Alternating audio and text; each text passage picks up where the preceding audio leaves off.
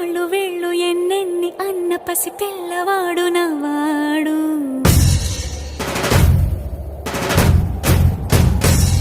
విడుముండోడు అని ఊరు వాడ అనుకున్న గాని మహారాజు నాకు నవాడు.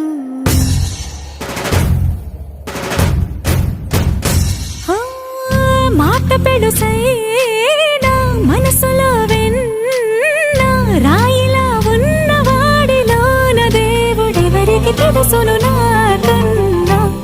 సూసేకి అగ్గిరవ్వ మాదిరే ఉంటా